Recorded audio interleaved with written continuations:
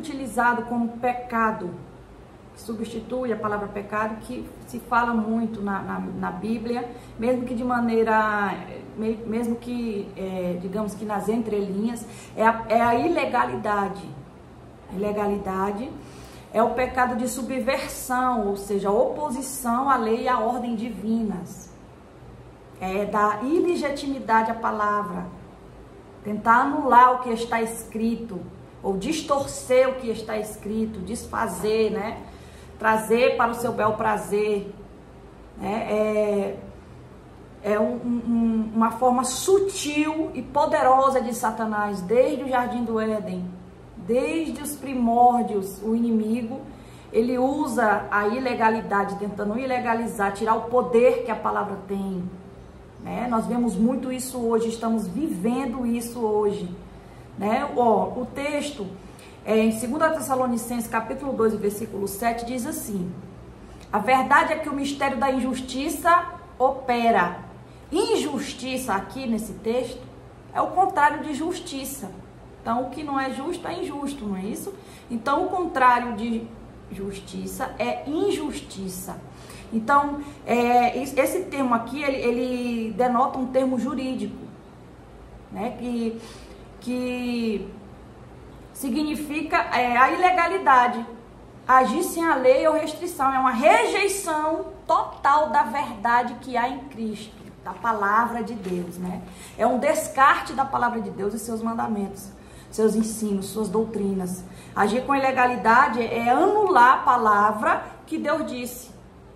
Como é que o inimigo das nossas almas utiliza isso desde a fundação, né, do mundo, lá no Jardim do Éden? Ele utilizou da ilegalidade.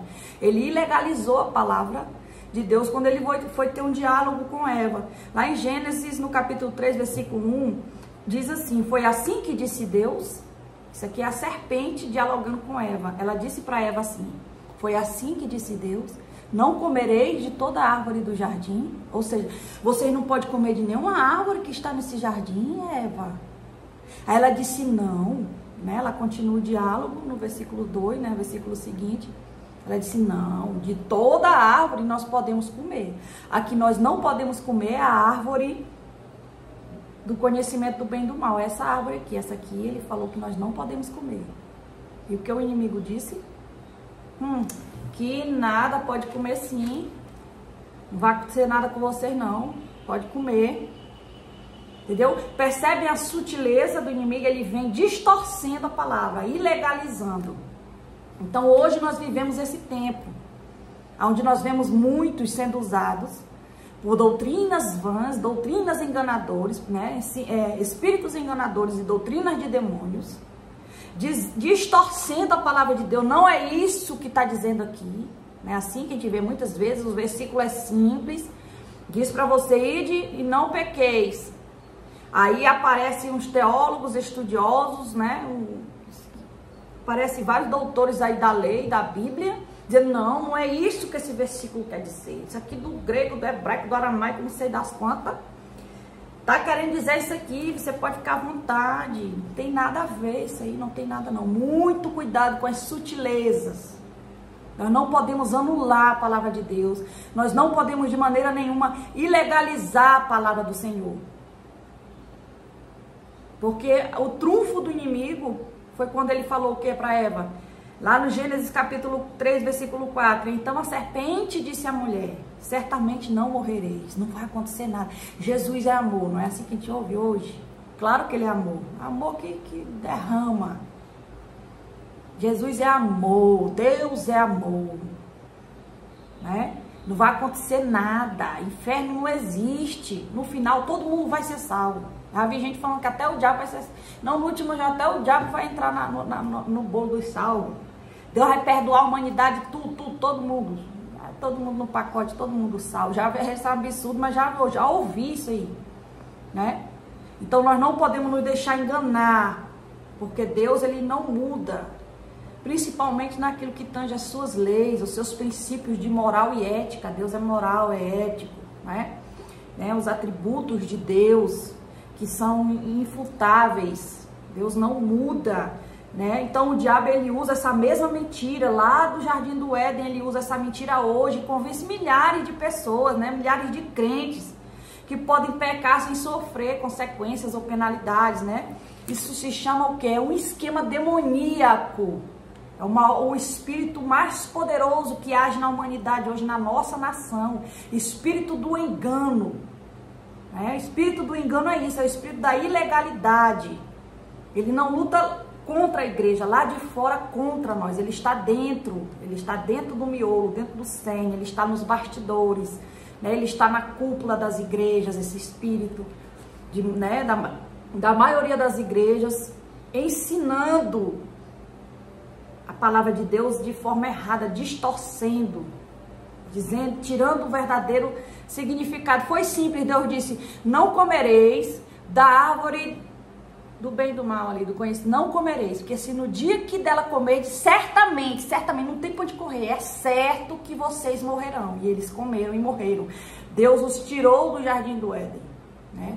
E o pecado entrou no mundo através da desobediência, da rebelião de Adão e Eva, quando deram ouvidos à serpente, né, e se deixaram engoldar na ilegalidade da palavra de Deus, daquilo que Deus falou, ok? Então, eu quero deixar aqui algo muito sério. A graça de Deus, o amor de Deus, né, a bondade do Senhor, ela não nos dá permissão para pecar, né, ou para fazer qualquer coisa errada. Então a graça, ela nunca nos conduz à permissividade, ela não nos permite fazer tudo o que nós queremos para ser feliz. Muito pelo contrário, a graça de Deus, o amor, o favor imerecido, o tempo que Deus, né, dedica para nós, através do seu Espírito, do sacrifício de Jesus, isso que Deus deu para nós sermos salvos, é para nos conduzir ao arrependimento. É para nós termos a chance de voltarmos atrás. É a esperança do crente. É a graça. E não o contrário, como muitos têm pregado e muitos entendem isso. Que a graça de Deus, ela é um favor para mim, para que eu possa ser feliz no meu bel prazer, fazer tudo que eu me der na telha. Não é isto. A graça de Deus, ela foi entregue para nós, para que nós possamos nos arrepender dos nossos pecados, voltarmos, né? E refletirmos e nascermos de novo e sermos uma nova criatura e buscarmos morar no céu. Isso é a graça de Deus, o favor imerecido, o sacrifício de Jesus na cruz do Calvário, seu único filho que ele deu para morrer por nós, que cravou no madeiro, cravou na cruz, no madeiro, a nosso débito, a nossa dívida com Deus, e nos deu a oportunidade de mudarmos, de sermos pessoas melhores, de nascermos de novo. Isso é a graça de Deus. E não, isso é o amor de Deus. O amor de Deus não é deixar eu fazer tudo que eu quero para me ser feliz, que nem muita gente só é feliz se estiver fumando, só é feliz se beber, só é feliz se prostituir, só é feliz se estiver traindo. Não!